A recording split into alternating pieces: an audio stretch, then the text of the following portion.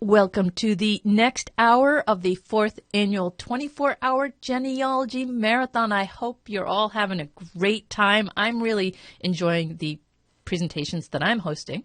I'm Marianne Pierre-Louis, and I'll be your host, and I'll continue to be with you for a few more hours today.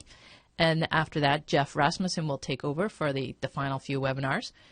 Our speaker this hour is Lisa Alzo, and her presentation is Tell Better Family Stories with MyHeritage.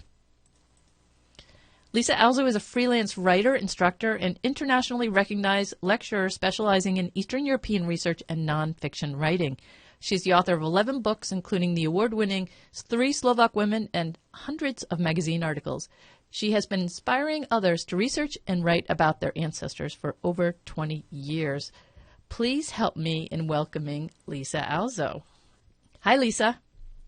Hi, Marianne. I'm so glad to have you back. Oh, and that looks great. The screen looks good. Time is all yours. Okay, great. Hello, everyone. I'm Lisa Alzo, and I'm excited to be here to talk about Tell Better Stories with MyHeritage.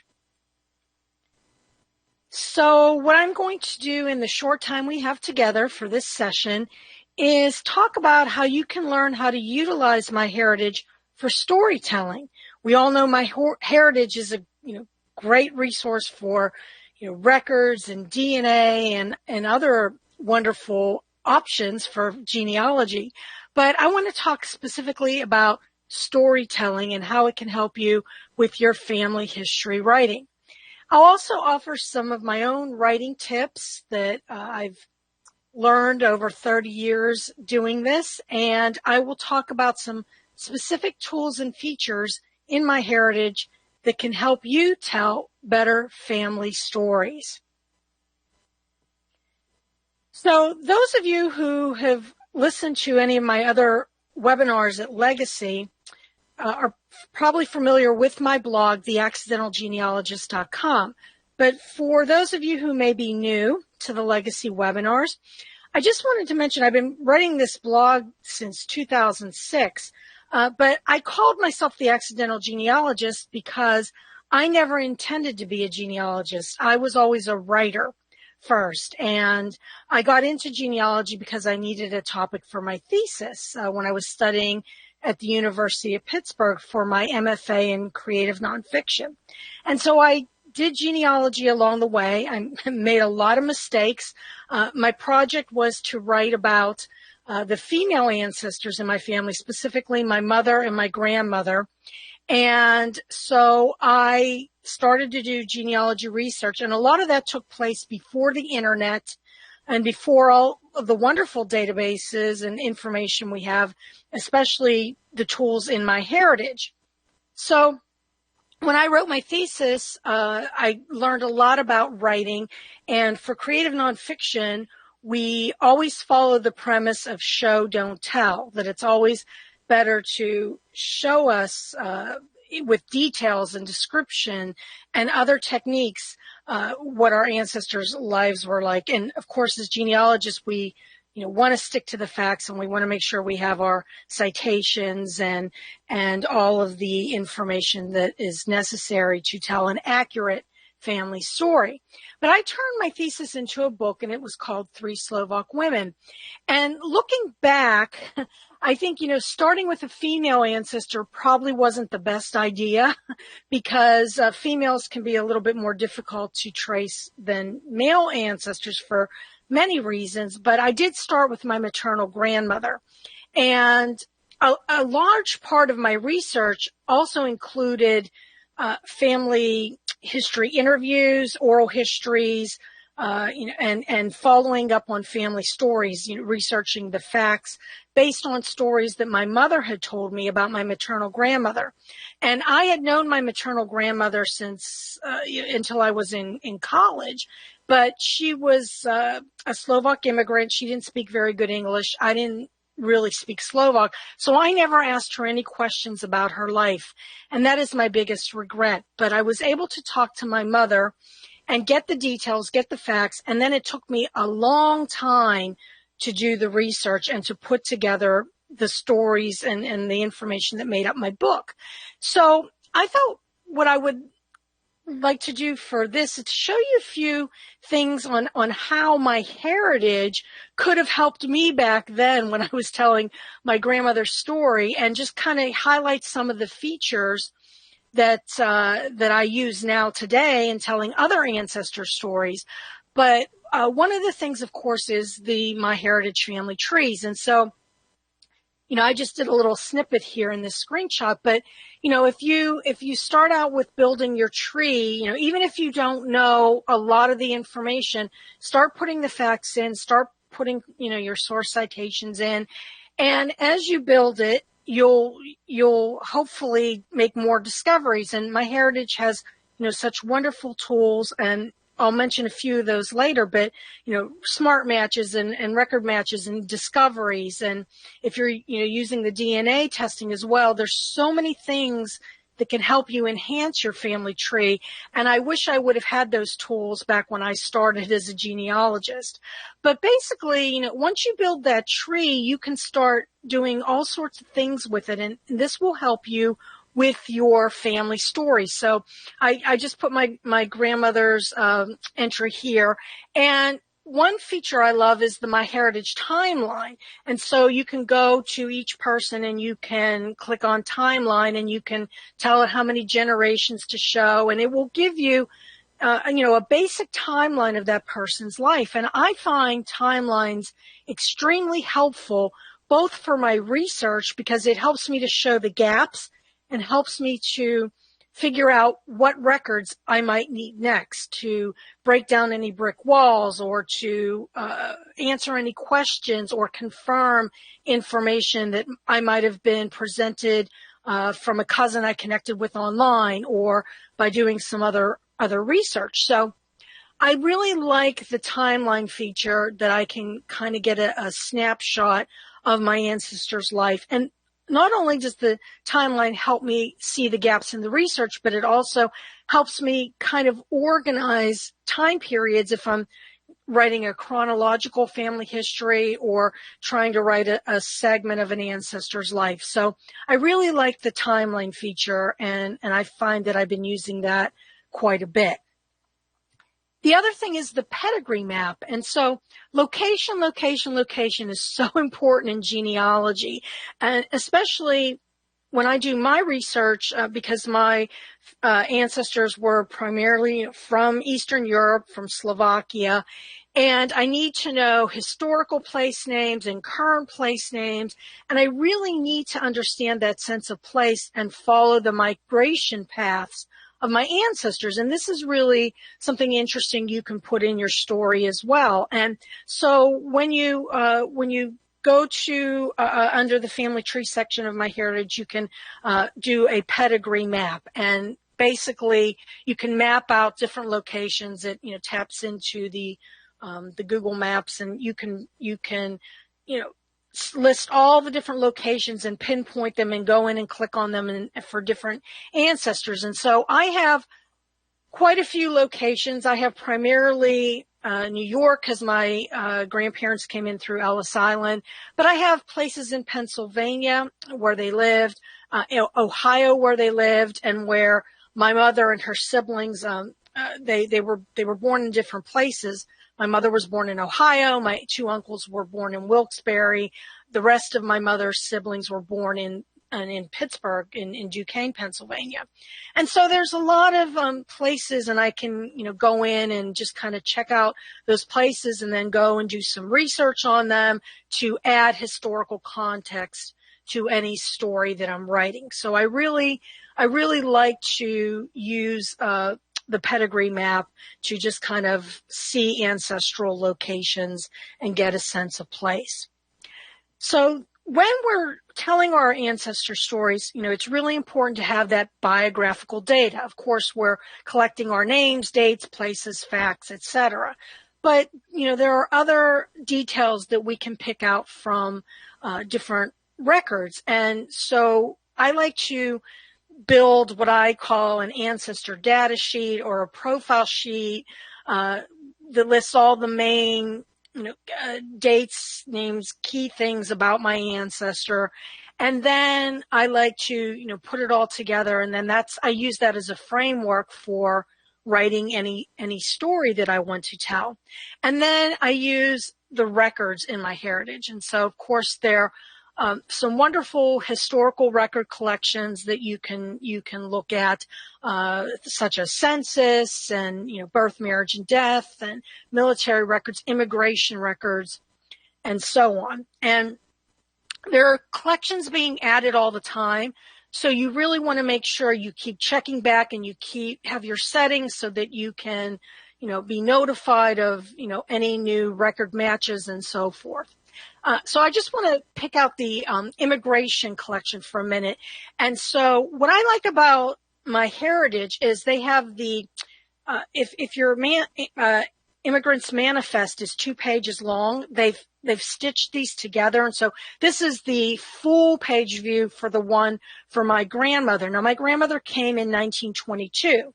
And so there are a lot of details, a lot of rich biographical details in this manifest.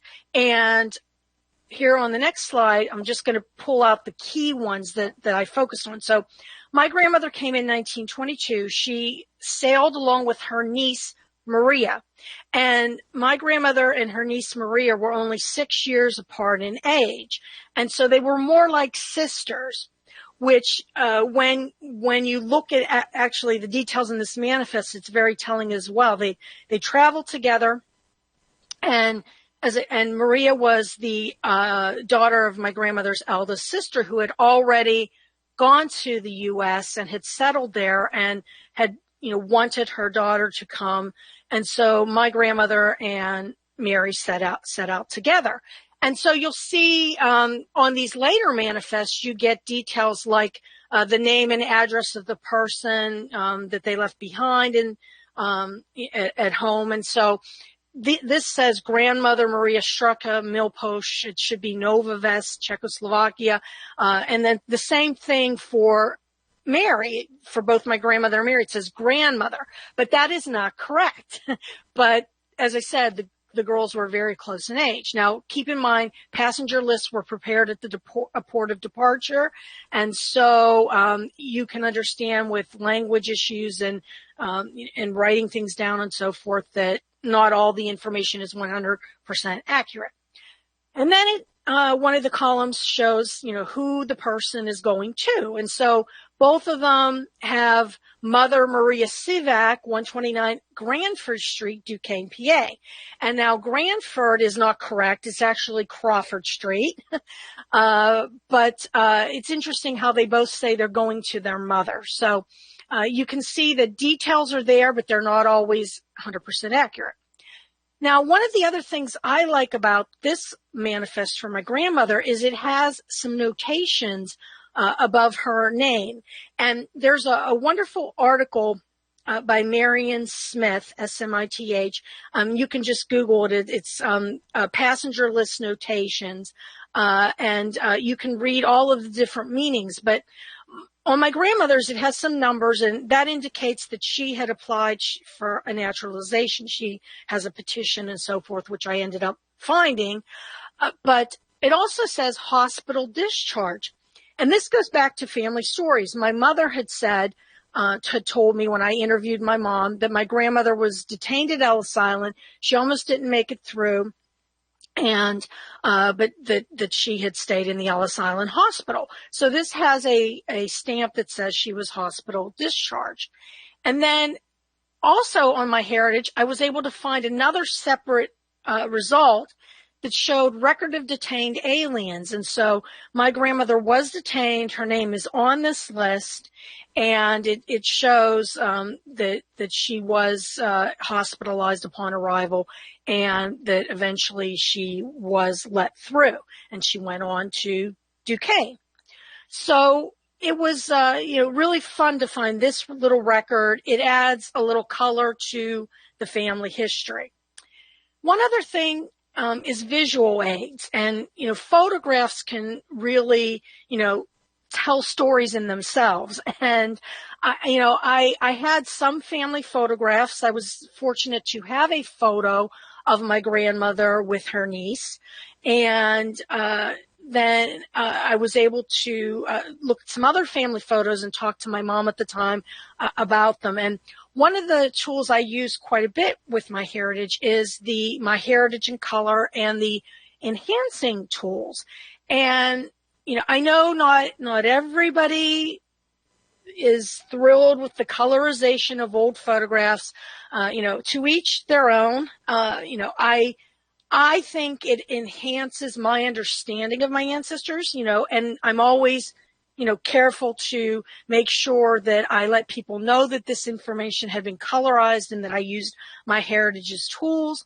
But this is my grandparents' wedding photograph. And, I really like that it brings out some of the details and that I can, look at that photograph and kind of, describe what was going on there in the photograph. And so I really think that using the tools helps to enhance the description and the details that we want to put in to make our family histories a bit more interesting, because it's one thing to produce ancestral charts and to produce, genealogical reports, but what does it really tell us about our ancestors? And I know that my own family is less interested in all the details that I uncover as a genealogist as they are in seeing photos and who were these people, what made them tick. And what was their backstory. So I try to use as much description and details as possible. And so another illustration of using the photo tools is, this is one of my very favorite photographs. This is a funeral photograph that I actually obtained from a cousin on my father's side of the family. And what was interesting is I had to do some research to find out who the man in the casket was. Eventually, I connected with a cousin of my mother's who told me that the man in the casket was the husband of my grandmother's sister, Maria Straka Sivak. And he was killed in a steel mill accident in Duquesne, Pennsylvania in 1921. And my mother's cousin told me that her father is standing to the right of Maria, and that all of the other people were relatives, and that the couple on the left-hand side with the baby, those are my paternal grandparents, John and Elizabeth Alzo. And I had never thought that my families were really that connected until, my parents ended up living next door to each other when they were in high school. But they married in 1947. But I never knew that there was a real connection. But as it turns out, my grandparents were friends of the Sivaks, and that they, friends, associates, neighbors, the fan club. And so, having this photograph, it was a wonderful treasure. When I ran it through MyHeritage, it really popped out the details. You can see details on the casket. You can see a gentleman in the background, digging the grave. You can see all these, really interesting details that kind of come alive. And so I'm able to use this photograph as part of the story, because since Mary came with my grandmother, Mary was actually an illegitimate daughter of Maria. And Maria had her, and she left Slovakia, came to the U.S., and then when Mary was 16, she sent for her to come. So her husband had died. She had become a stepmother to his children because he was a widower when they met. And so they, she wanted her daughter to come. And so my grandmother came along with her, and my grandmother didn't have many prospects in Slovakia at that time. So, post World War I. So most of all of her siblings, except one, had come to the United States. So they came to join Mary, who's in this photo. So, pictures matter, stories matter. And one thing that I can do when I get these photos and these details, I can start putting them in to the biography pages. So, when you click somebody in your family tree, you can click edit, and you can put all these details, and then there's a little box where you can fill the biography in. So you can start writing a profile, a character sketch, or however you want to call that. And so this really kind of helps you to write as you go, so that you're not saving everything till, the end when you have so much information and it's overwhelming. And you can see here that there's other details you can put in. There's a place for source citations. There's places to add more notes and so forth. And so I really think that, it's a really good thing to cross-use all of the features that MyHeritage has to offer. And so building a biography is pretty easy. You can put photos, you can put videos, it will tell you even if you have some smart matches to go and look at. And then you can start writing little snippets, little pieces of that person's biography. And so I wrote a little paragraph based on the passenger list, the manifest. The other thing that you can do, of course, is animate the photos. And I know some people, like the deep nostalgia. Others are on the fence about it, or may think that they don't want to see their ancestors in motion. I pulled this photograph of my grandmother's wedding, and I just think that the colorization just, brings out her face. And then when I put it into the animation, it just makes my grandmother come alive to me. And I knew my grandmother when she was older and frail. And to see this just makes me imagine her as vibrant and, as she was as a young woman. And so that's how I use the tools, just to, see more about my ancestors. So the other thing you can do, of course, you can get smart and record matches. Smart matches are based on, the family trees that are in MyHeritage. Record matches come up based on record sets that your ancestors appear in, and they let you verify them. Is this really your ancestor? Because we know people have same names and so forth. So, you always want to review those and, make sure that you're adding the right person to your tree. Make sure it is the right person. And then, there's instant discoveries based on people or photos that you're putting in. And so there's a lot that you can do with, just having your tree and having your photos and having other data in the MyHeritage website and database. And so I want to just kind of show you one with my father, because I did my dad's side of the family tree, and I'm writing sort of it's a biography about my dad, but it's more focused on my dad's basketball playing days. My dad was a semi-professional basketball player. He played in high school. He played in intramural leagues in the Pittsburgh area. He was in the newspapers all the time, and he even played some semi-professional basketball. But then he also was drafted into the war, and so he went off and served in the Navy.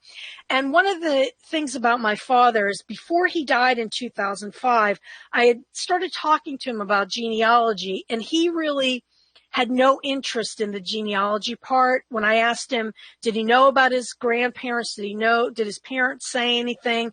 He would always tell me, no, they never told me anything. They didn't talk about it. I never asked them any questions. And he, looked at me and he said, what do I care about those people? They're dead. I didn't know them. And so that was kind of a surprise to me when my dad said that to me. But luckily I had bits and pieces of information, and I was able to do research for my dad's side of the family, and I've even connected with cousins in Slovakia, living cousins, and I think if my dad were alive today, he would care if he knew that I went to Slovakia and met his first cousin. I think he would have been very happy about that. But he would always talk about his Navy service, and he would always talk about his basketball days. So by having my dad's entry in MyHeritage, I will get record matches. And so I'm getting a lot of matches from the U.S. yearbooks collection, which I think is just fantastic. And so there are yearbook pages for my dad that show him as a basketball player. And so he's in this yearbook, and there he is there in the center, and with his team, the Duquesne Dukes.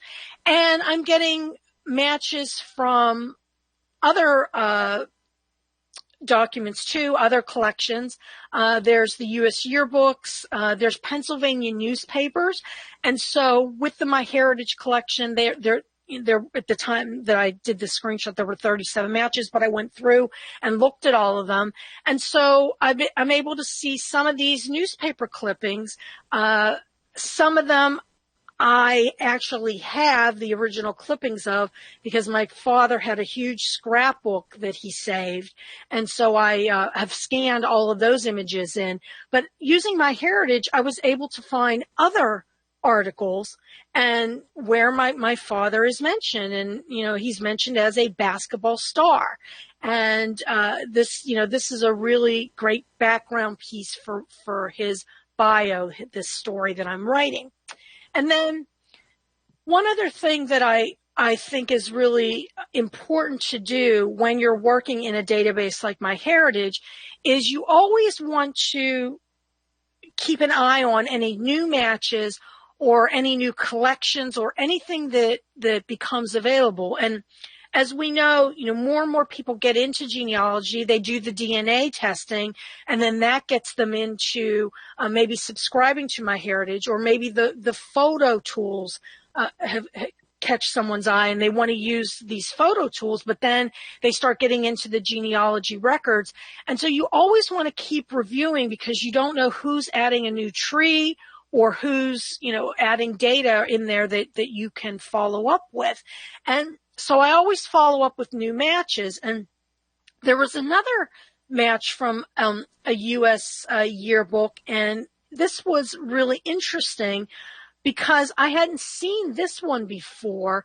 And this yearbook page from Duquesne High School showed the football team. And I saw my dad's name in there, and I said, well, my dad didn't play football. He always talked about basketball.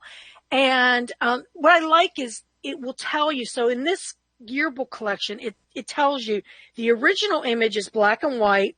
The colors here are simulated by MyHeritage in color, and you can toggle between the original and the colorized images.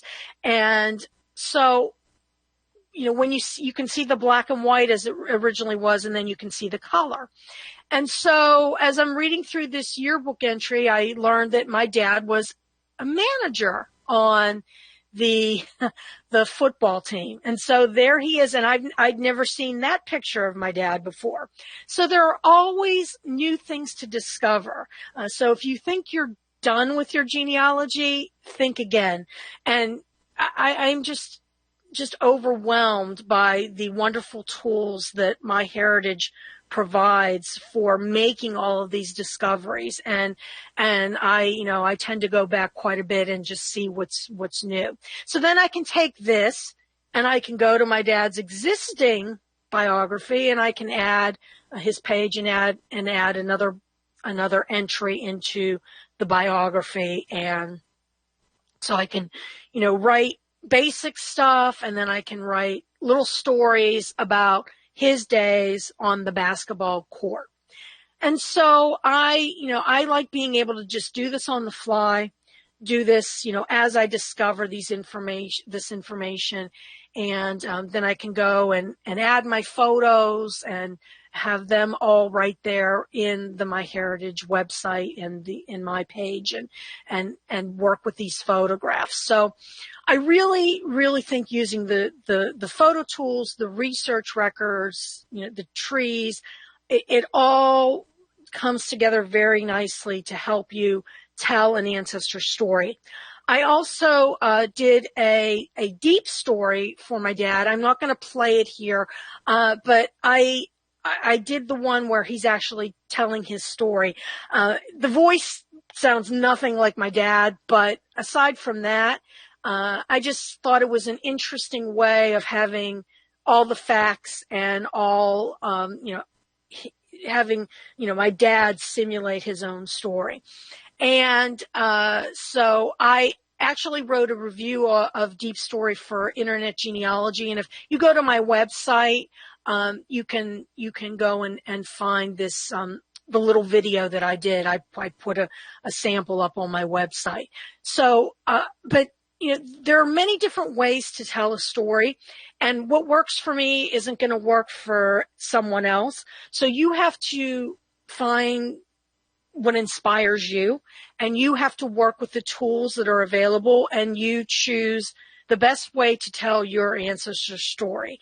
And, I can tell you that I know the younger generations in my family, they prefer the photos and these videos and things like that. They don't want to spend a lot of time reading a big book. So the shorter the story, the little snippets, the bios, highlighting different ancestors, that's what interests them. So how else can MyHeritage help? And one thing I appreciate is all of the resources that they have on their help page. They have an excellent knowledge base. So if you want to learn how to use any of the tools or have specific things that you need to know about a feature, then you can go into the knowledge base. There's a lot of great tips and videos and things and information on the Ask the Experts. Of course, if you're watching these webinars through Legacy, then you will see all these tools as they develop. But I always go back to the knowledge base because that's where I can learn how to do specific things, whether I'm writing that ancestor profile or trying to do something with DNA or use the photo tools. I just go back to the knowledge base and go through it. So the knowledge base, you can click on family tree, research, photos, DNA, etc. And then, so there's learn, and then there's downloadable resources at the top. And so when you click the downloadable resources, you get some free PDF downloads. And so there's a lot of them there, but there's things for kids, activity pages, relationship charts, how to get started with MyHeritage. There's questions for relatives. And this PDF, I think that's really fun. Like you can download this PDF and you can go and interview your relatives. And so it's a 5-page PDF and it gives you questions. So you can ask your relatives these questions, things like full name, parents and grandparents' names, where are they from? Do you remember listening them talking about their lives? What is the oldest relative? Who was the oldest relative you remember from when you were a child?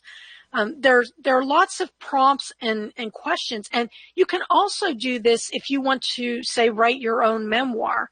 You can ask yourself these questions and write down the answers. So one of the things I did is I took one of the memories of my grandmother, and I decided that I wanted to put that into her biography. So I always remember my grandmother in the kitchen, and I'm standing there in the little flowered shirt, and my little cousin is next to me, and we're watching my grandmother make pierogi, or Americanized pierogies. And my grandmother was an excellent baker, and she made all this from scratch, and this is her recipe that she passed down to my mom, who passed it down to me. And so I thought, wouldn't it be fun to just put my grandmother's recipe into this bio section? And then I had this photo and I colorized it. It was a color photo, but I enhanced it on MyHeritage. And so I will put that in with the recipe, because I really think that family history is more than just names, dates, and places. And so this was how I remembered my grandmother, and I thought that would be a nice story to add into her biography. One other thing you could do is use those questions like at a family reunion. So my family, my grandmother's family, my maternal grandmother's family, we have a family reunion every year. We're going on 56 years, and we usually have it in the same location. But I thought it would be fun to, download these questions and as an activity, because a lot of the first generation, so my mother's siblings, there aren't that many left in that generation who actually, remember things from their childhood and from my grandparents. And I thought, wouldn't it be fun to have, a storytelling circle at the reunion, that we could download those questions and, just, talk about, my grandparents, or they could, talk about their lives, the first generation, and we would, share those stories at the reunion. And so MyHeritage makes it easy to do that. You can also have the app on your phone, and then you can, go into photographs and, tap the little microphone and record a little story on a photograph. And so this is great for family reunions because it's portable and you can take it right there with your, with where everybody is. And so you don't have to lug a big computer or anything like that. You can just do it right from your smartphone. So you can show people the family tree. You can show them the DNA results. You can show them records, photos, any of the discoveries. You can add things on the fly. And that's why I think it's very handy, and it's great for storytelling at those family gatherings. The other things you can do with, MyHeritage is you can do print family tree and books. Under the family tree, there's a print charts and books section. So they give you different styles and different prices and different ways to do your family tree and make a family book. So don't forget about those, under the radar features that are there. And that can really help you with your storytelling. So as I wrap up, I just want to talk quickly about, storytelling, writing success. And I always find that, the keys to this are very simple. So you always want to have a goal and a focus. Who do you want to write about, and what is that story that you want to tell? Narrow it down. When I did 3 Slovak women, it was about 3 generations of Slovak women. So it was started with my grandmother. It went to my mother's story, and it ended with me. And so you always have to have a focus and narrow that down. And you want to make writing a priority. And I think we get overwhelmed because we think we have to write it all at once, or we have to wait till we're done with our research to start writing. And I think as we, leave it, it gets harder and harder. So if you use the biography section in MyHeritage, if you write those little stories as you go, this helps you to make writing a priority. So, set aside 15 minutes a day to take one of the ancestors on your tree and start writing a little bit about them based on the records or the photographs. Try emulating a favorite author. If you have somebody whose style you like, try to see, can you write in that same style? Everybody has their own voice, but, maybe you like flashbacks, or maybe you like just a chronological family history. Find someone that you admire and then follow that style. Always break your writing tasks down. It's just so much easier to write, little segments rather than one big narrative. And so I always encourage people to do that. And you want to utilize your technology. And, MyHeritage just keeps coming up with more and more tools and features to help genealogy be fun and discoverable and shareable in this day and age. We want to be able to share things quickly and, with as many people as possible. And so I always want to just encourage you to keep checking back for the new features and utilize them in your own storytelling. And finally, my favorite piece of advice when I teach my writing classes is that you can't edit a blank page. So you have to start somewhere. So, pick one of your ancestors and, just start writing. And then you can always go back and edit and revise later on. If you're interested in some of my other legacy webinars, I've done, as Marion said, 59. Many of them are on Eastern European research, but I've done some tech webinars as well. And I've done some writing and publishing webinars. One that I did most recently was, 10 best self-publishing tips for family historians. So you can check those out in the legacy webinar library. I want to thank you for listening, and my website is lisaalzo.com. Feel free to contact me with any questions. Thank you, Lisa. I think there were so many good tips there, and really practical tips too that people can put right into effect. And I love that last slide you had. I really love it, that you can't edit a blank page. I have done that before. Like, I've sat down and I said, okay, I'm just going to write something awful now. It doesn't matter. I just got to write something awful and then I can work on it. So that's right. You got to start somewhere. All right. Well, that's right. We'll do, let's see, door prize, and then we'll come back with the Q&A. The replay will be available. Please note that it won't be until starting on Monday, because it's Friday today and we're going to have 25 webinars to process. So it's going to take us a little while. So look for them starting Monday. Once they're up, they'll be free for a week. So if you want to watch it again or you want to tell your friends about it, they'll be available. And of course, if you're a member, you can watch it anytime you like. And we have a door prize. We're giving away 1 free year at Legacy Family Tree webinar. So that's crazy, a whole year. So I'm picking somebody from our live audience right now. And I've seen this name at some of the other webinars earlier. That's going to go to Teven Laxer. So congratulations, Teven. You have won yourself a free year at Legacy Family Tree webinars.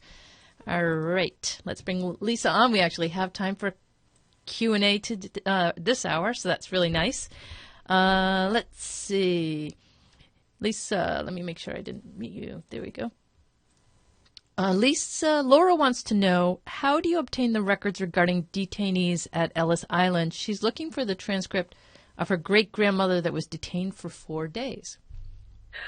Yeah, so only some of them have survived. So there's like certain years, and I think it was 1903. I'm terrible with like start dates when things start and end. But I think they didn't necessarily list them before that time period. You can check out the as I mentioned, those articles by Marion Smith about the Ellis Island notations, and she has some other great ones about Ellis Island name changes. And if you just Google it, you can find it. It's very easy to find. Yes, some of the lists, they didn't survive. So it's only like certain ports. I know New York is one. And as I said, they just so happen to have that as an index, because it was kind of it was a separate record, but she was still on the manifest. So they had it indexed separately in MyHeritage. And so for that year, since my grandmother came in 1922, I was able to get it. Okay, great. So it sounds like it's important to go check out those Marion Smith articles now. Who is she writing for, NARA or Smithsonian? NARA, yeah. Okay. Yeah. Okay. NARA. And then that will explain where. So it sounds like they might be in different places. Yeah, you can just Google them. Yeah, okay. They're all online. Yeah. Okay. Yeah. Stephen wants to know, can you record a story with a photo on your computer or only on a cell phone? Never tried it on my computer, Stephen. I think it might just be the cell phone. I think it might just be your smartphone, but I never tried it on the computer. Is that the MyHeritage app? Was that what? The app is, okay. The app is what I used. So I'm not sure. I actually never really tried it on the computer, but that's a good thing to go to the knowledge base for, because I'm sure there'll be a listing for that. And of course, you could always record it on your computer using a different app and then add it to your MyHeritage thing right, somehow. Because I think it says add video, photo, video, audio, or something like that in that little box. when you do the little bio square. If you scroll all the way down, when you pull up that biographical card, I think it says add photo, video, stuff like that. Let's see here. June says, I love the tip to write in the bio section when you find the story. That was a good tip. So thank you. It's one of my favorite things. Yeah, it's one of my favorite things to do. I think it's just very handy. Bruce says, thank you from Canada. Let's see here. Elaine wants to know, are records available for other ports of entry, such as Baltimore? Oh, MyHeritage? Yeah, they have all the ports. All right. Let's see. Oh, okay. Vicky wants to know, can we download a deep dive, a deep dive motion? So anyways, those things that you were showing, can you download those to your computer? I think she means like a deep story.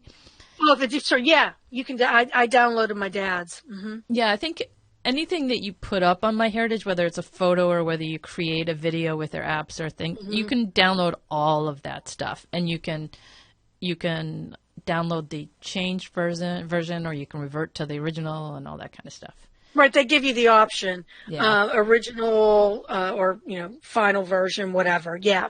I downloaded my dad's because instead of embedding a link or something because it's behind the paywall, I downloaded I think it was an MP4, I believe, MPEG video, and then I was able to put it on my website. So. All right, Jean, it's so nice to be able to ask the questions. Jean Good. is asking, from whose point of view do you suggest using when writing an ancestor story? Wow. I usually do third person because, I can't get into their head. Mm-hmm. Unless there's a diary. I mean, unless you're like saying this was, my mother's diary and this is her voice, But yeah, I usually just do third person. I mean, mm-hmm. I wouldn't, if you want it to be accurate, like now if you're doing, a fictional story based on family, you've got creative license to do whatever you want. But if you're, doing a nonfiction true story, I would write third person unless it's somebody's story that's an as told to, like you've interviewed somebody and this person says, this is my story, then that would be first person. Deborah wants to know, how do you find someone who has immigrated via airplane? Oh, so what I would do is go to the National Archives website, so NARA, so that's archives.gov, and go to they have a whole section on finding immigration records, and it covers the gamut of immigration records, like even up, till, later immigration by airplane. So they will tell you, what NARA has and where you can go for this specific year, information, year, time period, whatever. But the archives.gov website, there's an immigration category and under their genealogy guide, and it tells you everything you want to know about every possible immigration record that there is. And last question from Catherine. She says, Lisa, do you have any webinars on researching Rusin ancestors? She says, same great geographic area as Slovaks, but a different ethnic group. Well, yes. I mean, my grandfather was Rusin, Carpatho-Rusin. I don't do any, I haven't done any specific for legacy on that specific topic, but I have, mentioned that, Rusins in some of my Eastern European webinars. And if there's something specific that you would like to know, I'd be happy to point you in that direction. You can feel free to email me through my website and I can put you in touch with some resources. Okay. Well, that is going to do it. Terrific job today, Lisa. Loads of great ideas for us to move forward with. Thank you so much for your time today. Thank you, Marian. Thanks, everyone, for listening. And next up is Jill Morelli, so stick around for the next hour at the 24-hour Genealogy Marathon. See you guys. Bye.